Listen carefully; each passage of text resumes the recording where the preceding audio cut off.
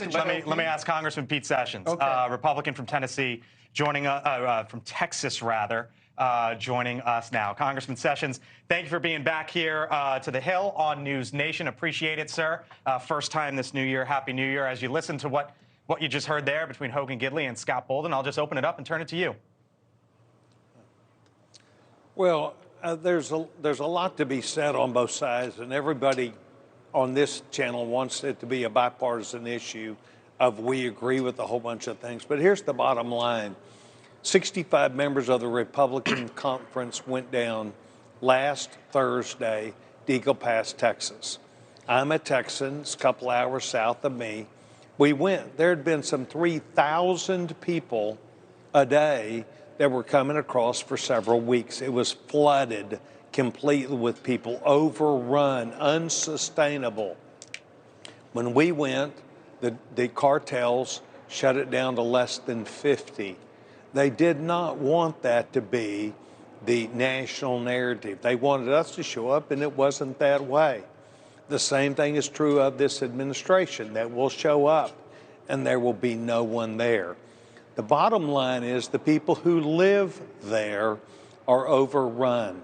They are overrun, and they have said, please quit funding all these migrant centers. When you so what fund are you going to do them, about like it? Well, it's real simple. You can say to people, please do not come, and we're going to ship you back. Remain in Mexico could be for Mexicans or for others, could be the policy. You could send people back. You could say, as has previously been really the law and the way things were done, if you're going to claim some sort of legal status to come in, you've got to do it from another country, the country presumptively where you're from. We are now bringing in about 11 million people that would have come in 3 years. We cannot handle this. The amount of money that is being spent to take care of these people comes directly out of money that was designed for military veterans. That is where they have taken the money. I want to ask you about the money. It's unconscionable. I want to ask you about money, Congressman, because as you know as well, there is a spending deal that seemed to be hashed out over the weekend between Chuck Schumer and Mike Johnson. It struck me, Congressman, that the leader of your party, the Speaker of the House, is touting $16 billion in spending reduction. $16 billion. Big number, no doubt about it. But when you think about $16 billion, Congressman, we've already added $100 billion to the debt since Christmas in 2 weeks. It's $1 trillion added to the debt this fiscal year alone. $16 billion is like the average American saying they just saved a quarter on their cup of coffee. I mean, it's a drop in the bucket. Is that a failure, sir, of Republicans?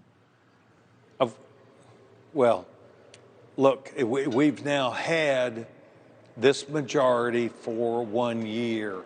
Is that a failure to say that when it came down to an agreement to avoid shutting down the government and Mike Johnson agreed with a number, that does not mean in any way that we're going to be able to pass that. That was the agreement where reasonable people, quote, reasonable people tried to get together.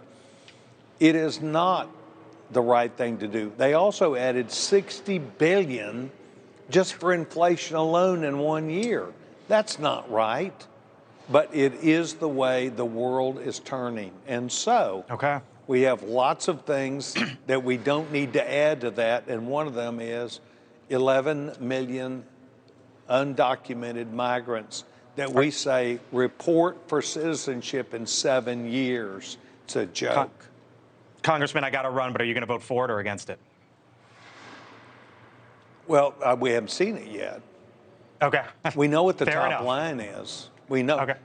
But what is the policy that comes with it? So you're asking good questions. I appreciate and respect the debate. All right. Thank you, Congressman. We hope to have you on back soon.